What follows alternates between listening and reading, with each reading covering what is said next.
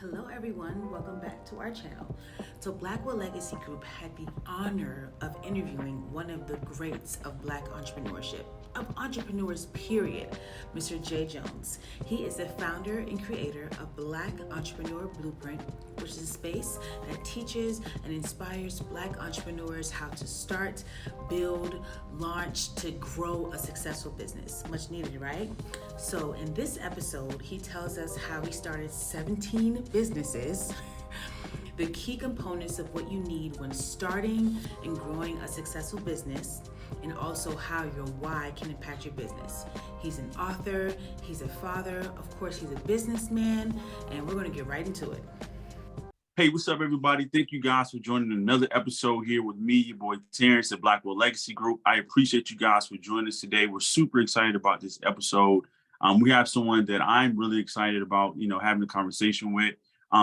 Before we get started, for you guys, if this is your first time looking at this channel, this is Blackwell Legacy Group. We are business owners who help other business owners who are in the process of building their business out and want to increase their revenue by $50,000 without spending more money on marketing and advertising. So let's get into it.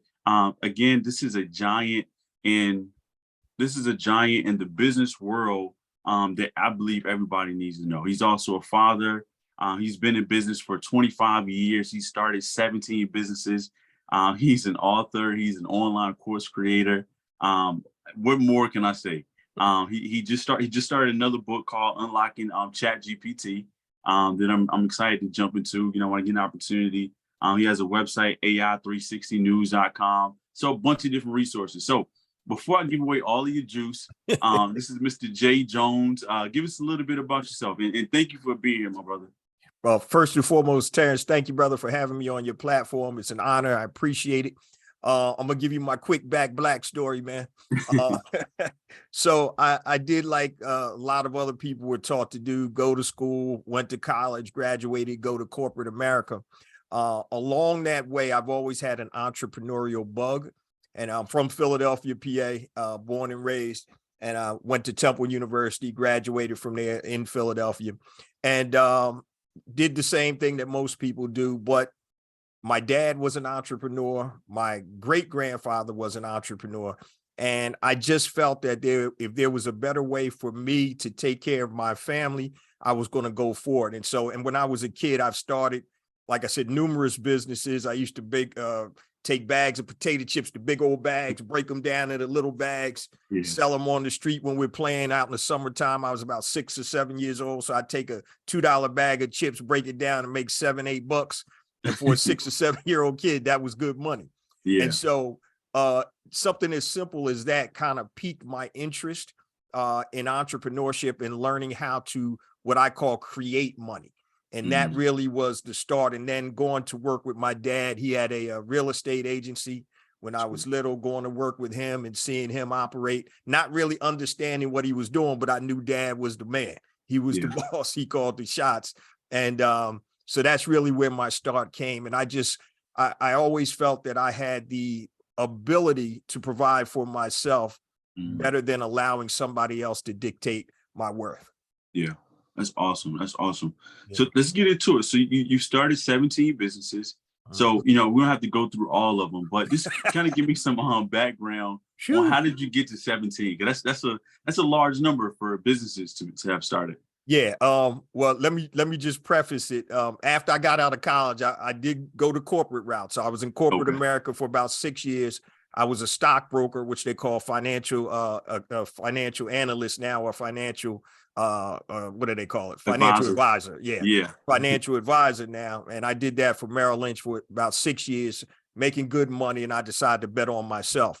And so the first thing that I did, and I can't even remember all 17, Terrence, I literally had to write it down. One time I was doing a presentation and somebody said, well, what were the 17 businesses? So I wrote them down and I'm like, I can't remember all of them, but I'll give you a couple of them just to give you an idea. The first real business that I started was a company with one of my best friends. It's like my brother, last name Jones, too. Jones Brothers Incorporated. We started a company that sold condoms, and they were called Zulu condoms, the condom design with the black man in mind. And so we had This was back in the 90s before the internet. So this was what we wanted to do was focus on the Black market. And at the time, you know, you had unsafe sex, you had AIDS that was running rampant in our community, and we wanted to connect with the younger audience and the youth. So what our condom packages had, it had statistical data on the back of the packages showing the repercussions of unsafe sex in the Black community. And so we came from an educational component. We were out there, all kinds of Black expos, trade shows. At that time, since there was no internet, we were selling to directly to stores. We were in Rite Aid, 7-Elevens. We were also in magazines. I have a stack of articles, The Source, Essence, all of these different magazines, selling online, mail order. So you young folks who don't know what mail order is. Right. Mail orders when you had to write in with a check or cash to order your product. Not like today with the internet. So that was the first real business my partner and I started. And I left Merrill Lynch right before, about a year before I was about to get married. And I had securities license? Yeah, 763 and a Series 3. Yeah, commodities too. Yeah. And so I was about to get married in a year. I had to consult. Hey, look, this, you know, I'm an entrepreneur by heart. And so we had that, and that rocked for about 3.5 years. It was going well, but you had to sell a crazy volume to be real profitable. And at that time, my wife and I had, we had our first daughter. She was born. And so it was like, we got to make a change. Jump back into corporate real quick, into advertising, to regroup. Came back out with a marketing company. I was working for a newspaper. Came back with a marketing company because I was handling marketing and event production for Gannett News. And so I started my own event marketing group. So I was doing baby and children's expos, career fairs, all kinds of different events. That went well. I got tired of it, and I started moving into the security system business, ADT Security. Sold that business. Then I had to figure out what I wanted to do. One of my good friends, one of my best friends, was in the mortgage game. He was like, dude, you got to get in this game. I know how to do mortgages. You know how to put businesses together. So what year was this? 2001. Okay, good time. That was a good time. Yeah, well, but I've lasted until the bad time. 2008, when everything crashed, that's when I almost lost it all for the second time in my career. But we built up that mortgage business from me and my partner with a thermal fax machine. And y'all don't know, y'all youngsters don't know what a thermal fax machine is. It was paper coming out the machine, and it wasn't white paper, right? It was thermal paper, 2 telephones, and we were over this ethnic store, and it smelled like dead meat in there, right?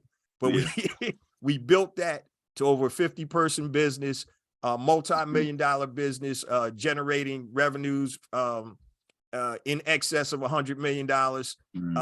2008, you know what happened, Brother Terrence? 7 and 8, financial crash, almost lost it all, trying to keep the business afloat. Subsequent to that, I'm laying on my couch, and I'm skipping a lot of businesses, but these are the main ones.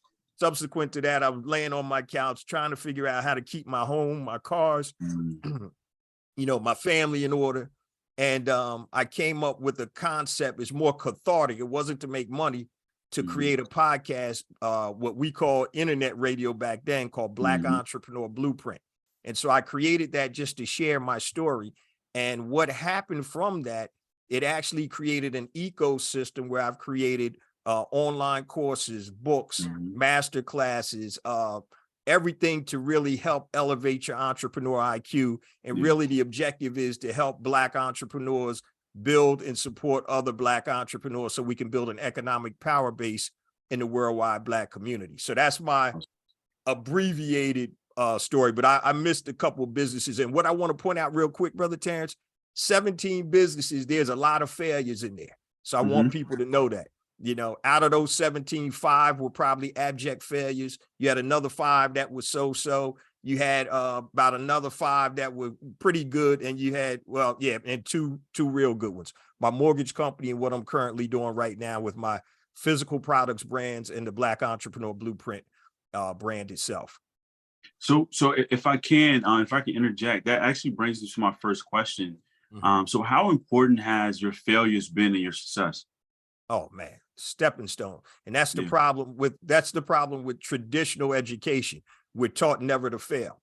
But Mhm. as an entrepreneur, that is a stepping stone that you have to take in order to elevate your game, elevate your entrepreneur IQ, as I say. And so you don't want to fail where it's catastrophic, Mhm. but you have to understand that's part of the process. And like my good buddy says, knowing is half the battle. Yeah. So you know that you're going to go through times where, you know what, this business may not work, or I may have to pivot, or, you know what, it's a wrap. But take Yeah. what you've learned and you use that as you move forward. Mm-hmm. Yeah. And I want to reference too, it's a book that I read a couple of years ago. And I love this book and the analogy of the book, and it's called Failing Forward. You ever heard of it? Yep. I didn't I read love it, but I heard of it. I Yep. love the analogy of the book because it talks about, it's more analytical, but it talks about like all the different business owners or people who started different things and they never got to that level, and it talks about like what it actually takes to actually get to that level by, if you fail, just keep going, keep stepping. And then what do you learn from that, And one of the things too, I think, within business that I've learned more recently is something that we teach on as well is, within business, always get the data. If you can pull the data out of it, then you're either going to learn or you're going to have that data that you can use in another platform. So, it's still a win. It's not always a failure. Exactly. So, yeah. yeah. I did an episode a couple of months ago called the money is in the data. Mm-hmm. Really, that's where it is. If you understand the data, you can mine the money. Yep. 100%. Yep. Yep. So, all right. So I want to step into one of the things actually. So let me back up a little bit. So let me tell you how I found you. Okay, cool. All right. So I'm a business coach as well. Right. So I'm on a coaching call with a client, and we're talking. And I just seen this puzzled look on her face. Right. And she was like, man. She was like, I just heard this same thing this week. Oh. She was like, have you heard of this guy named Jay Jones? And at this time, I had never heard of you, to be honest. Yeah. So I'm like, I don't know who that is. No, I don't know who Who's that this is. guy? Right? Right. She said, you guys say the same exact thing. That's what's up. And I said, wow. I said, to me, that's big. That means that we are in the same frequency. Exactly. So that was it. So that was that. I was like, I'm not looking him up. Whatever. So, yeah, I'm who's like, this business cat? coach. Right? He a business coach. I'm a business coach. That's competition. I'm not looking him up. Right. So then I had another client. This was like less than a week. Really? Same thing. She was a client. It was a consultation call. Right. She was like, you remind me of this guy. I said, oh Lord, what's his name? She said Jay Jones. I was like, okay, that's it. That's it. So the moment after, the second person told me that, I said, all right, let me look this guy up. I looked you up, and I remember the day I looked you up. I found your podcast, and I binged your podcast. Oh, I appreciate you, brother. And I'm a big component. And it's like one of the things I was actually teaching on this last night, and I was talking about how, you have to tap in, right? And like the segment was tapping in. So, if you find somebody that has good content, I want to follow you on Instagram. I want to follow you on Facebook. I want to follow you on YouTube. I want to look at the website, because that way I can be indoctrinated into what you're doing. Yeah. And, so I really dove deep into your content. Like, I don't know how many episodes. And appreciate it. So I just want to say, thank you for the content that you're putting out and the information that you're putting out. And also the consistency too, because that's something that has to be, appreciated. 458 episodes in a row every that's Monday. Huge. That's work. That's a lot of work. yeah, brother. And so that's the key. That's another one of the keys to success, the consistency. Yep, 100%. Yeah, appreciate it. Thank you so much, man. I appreciate that. Absolutely. I think, is brothers, we're in the same industry. I think sometimes we got to take ego out of it. We got to take like all the other stuff. Listen, this is a good brother doing good things. Even like within my group, collaborate, bro. We got to collaborate. And that's why I reached out. I reached out. We need to talk about that. Yep. Yeah, it's so important, because I see a lot of times, when people create, different businesses, and I can understand why the ego can kind of creep in, because you do have certain levels of success, and you start the process, and you get, look, my dad would say you get bigger than your britches, but Yeah, you do. but like, it's so important, in community, because you can't do it all by yourself. Not at I all. can't do it all by myself, but Yeah. imagine what we can do together. Exactly. Right. Exactly, brother. So I just want to, put this out here. I know we're live, but I do want to put it out that, anything that I can do, you got my number, call me, message, whatever, Definitely. what I'm saying. And I'll help, anything that I can do.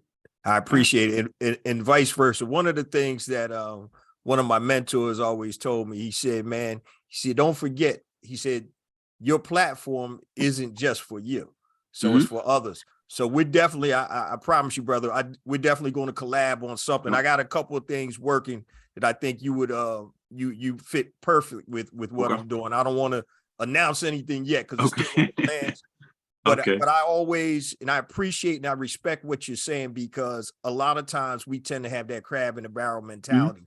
But my thought process is, if I'm good enough, I'm going to get mine regardless. Yeah, absolutely. Right? There's a segment. It is so funny you had mentioned that people say that you remind me of, you remind them of me. Yeah. Because I can say the same thing you can say, and they could receive it better from you, or somebody could receive it better from me. Absolutely. So your group or your audience is always going to be attracted to you. So that's why I say just be yourself, and the natural attraction, the people that are supposed to follow you are going to follow. They will. Yep. Yeah, Absolutely. yeah, Absolutely. yeah, definitely, bro. I appreciate that.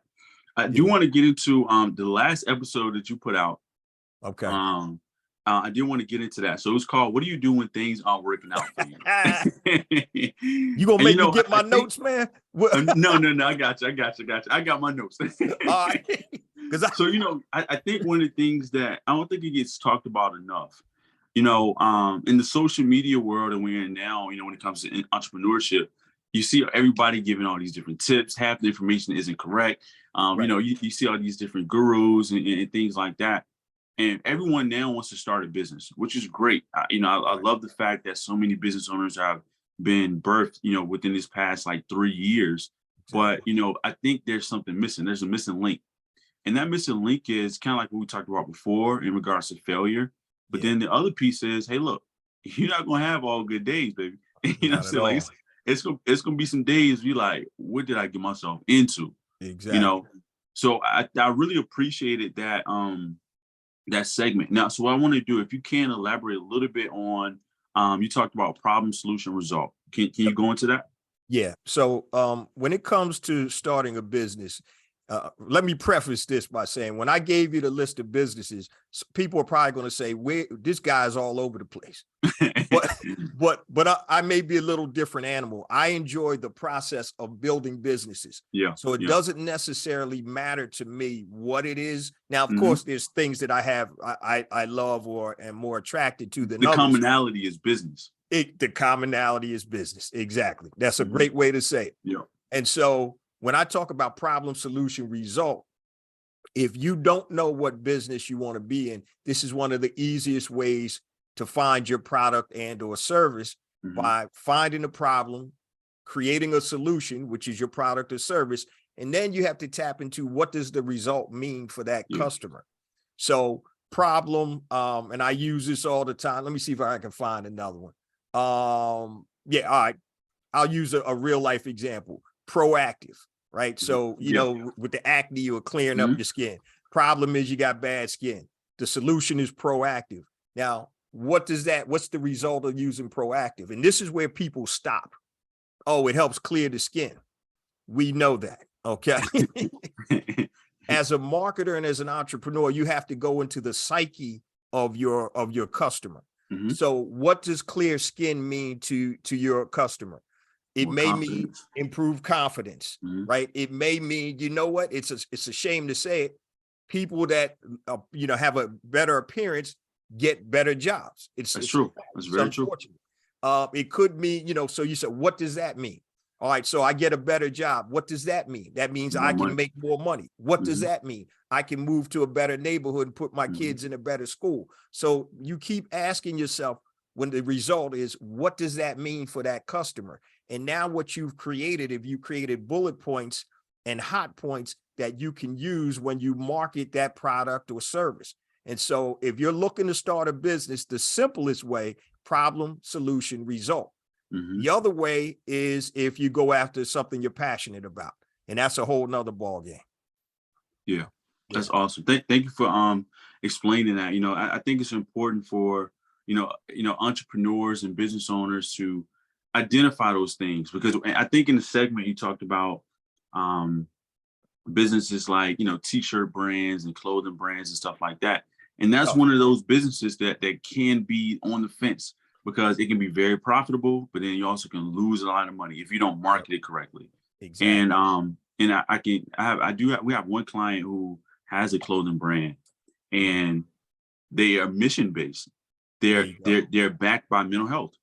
Their push or their driver is mental health, and then they have a brand that they sell as a product. That's what's up.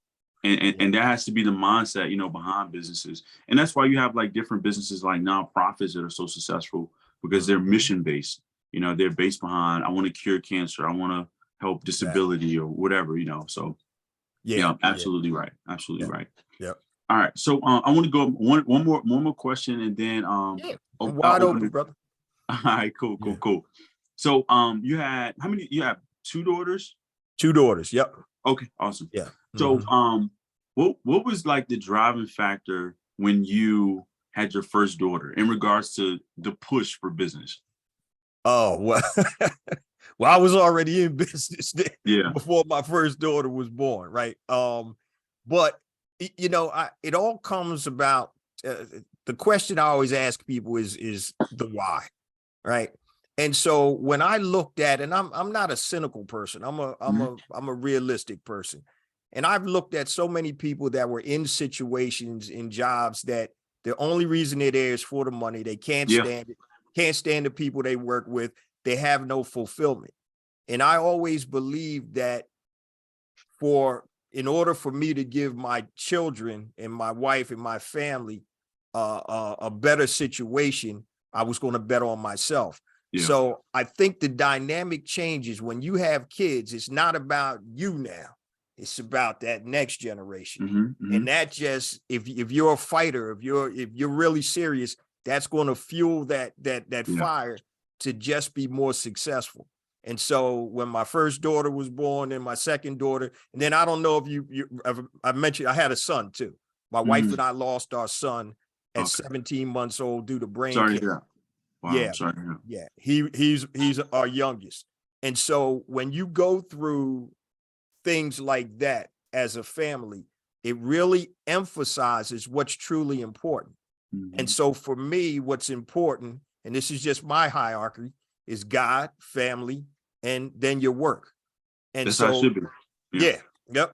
And so in order for me to have the lifestyle I wanted and to be a part of my kids' lives, not where I'm missing games, where I can't see them do all this type of stuff, I was blessed to be able to be put in a position, Brother Terrence, where when my girls were in middle school and high school, they played field hockey, swimming, track. They did everything. They were great in college, in high school, great in school and education. And I'd be at all of their events. And I was blessed to be able to be there because I created a business around my lifestyle. And that was my why. And that was my impetus to be able to be present. And so I'll close with this on this question. My kids, like at the field hockey, that was their main sports. I never missed a home game, an away game, an AAU game, traveled all over the country, a scrimmage, summer league. I never missed one game over a 4-year period between my two daughters. Wow. And their parents used to say, does your dad work? Yeah. But I based my business around my lifestyle. And so my first child and my children thereafter, that's why I'm in this thing, for legacy and generation. That's awesome. Mr. Jones, thank you so much for being here. Thank you for the content. I really appreciate you again.